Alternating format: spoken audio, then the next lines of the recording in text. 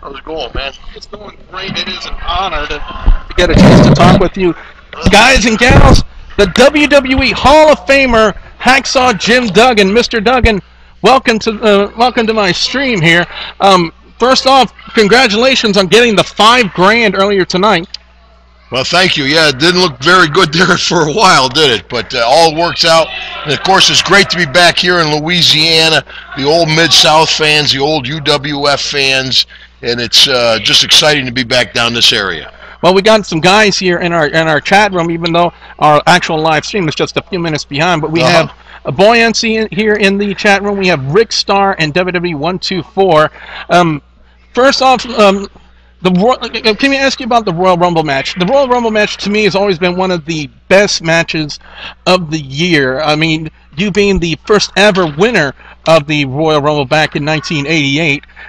How do you see the Royal Rumble match has evolved over the years? Well, of course, as the whole business has evolved so much over the years, the Royal Rumble along has evolved.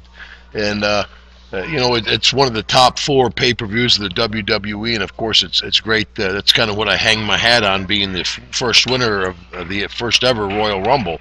And of course, I always say, "Oh, I never got a title shot. I still think I'm due a title shot." Yeah. So maybe this year at WrestleMania, I'll finally get my title shot. But it was a great honor, and of course, it's changed a lot, but still a very exciting pay-per-view.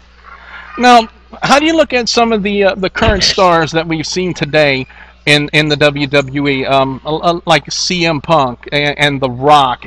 You know, they're headlining as the WWE title match. I mean, how do you see them as WWE superstars and the way they're entertaining the WWE audience today? Well, I think, of course, you know, a lot of folks are critical of the WWE product today and how it is. But, of course, they'll have 90,000 people at WrestleMania, one of the highest rated shows on cable television. It's hard to argue with success.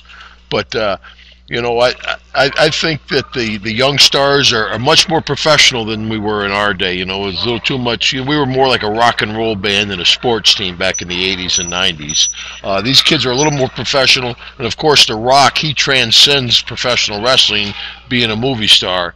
And I think one day CM Punk will be known as one of the great. He's a Hall of Famer for sure coming up.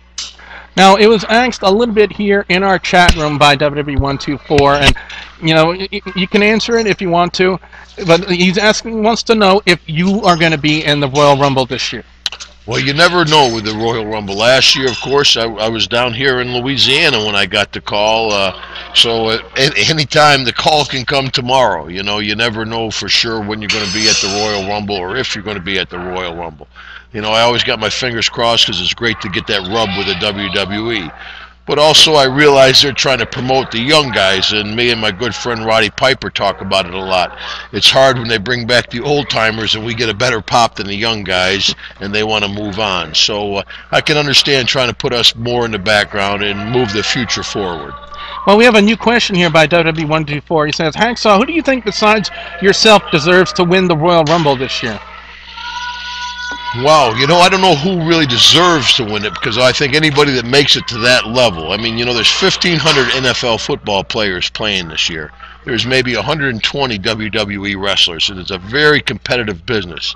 And anybody that makes it to that level has the opportunity to win the Royal Rumble. So, you know, it's being in the right place at the right time, the draw, what number you're going to go out. And, of course, my old trick, you know, lay low, hide in the corner, and pull the top rope at the end. Now, of today's crop of WWE superstars, who do you see that has that it factor? You know, that guy that's an instant superstar. Well, I don't know about instant, but I think Dolph Ziggler will one day be the marquee guy for the WWE. I mean, back in the Spirit Squad days, you just saw the kid. He was a good-looking young guy, a lot of blonde hair, big white teeth.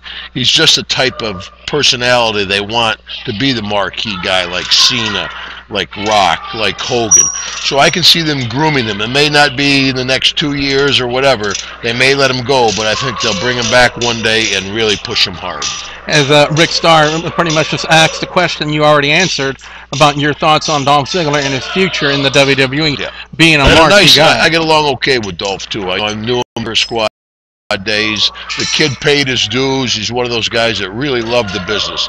Guy like Goldberg they didn't really love the business. They use it as a stepping stone to move on. I think Ziggler really loves the business, and down the road he'll be a big star. Guys, I think we have time for at least one more question for Hacksaw, so be sure you get it ready, because we have to go in just a few minutes here as the ring is being broken down here. We're going to be live in Abbeville tomorrow morning at 11 a.m. Whether or not we'll have internet access in Abbeville still yet to be determined, because this was a surprise to me. The last question comes to WWE 124, and he says, would you say that Dolph Ziggler is the new Shawn Michaels? That's a good comparison, except he's got a much nicer personality than Shawn in the back of the dressing room. I think everybody gets along with Dolph, and not a whole lot of people got along with Shawn. His ego was about the size of this building. But, so I can see Ziggler doing well. And Shawn, one of the best wrestlers ever, just not, of course he's reborn now and all that. So I'm sure he's a much nicer guy than he was. Oh, and well, apparently now we have one. This will be the last question of the night. It comes from Rick Starr, a good friend of mine. He says, do you think Ryback has the it factor as well as Dolph Ziggler? Yeah, I think Ryback's a throwback to my generation. I mean, I could see him out there with Junkyard Dog or Jake the Snake or, One Man Gang, somebody like that. I think that when he walks through the airport, people go, oh my gosh, there's a professional wrestler. Where some of the guys walk through and they go, Hacksaw, is there any wrestlers here? And I'm like, yeah, there's one there, and there's one there, and there's one there.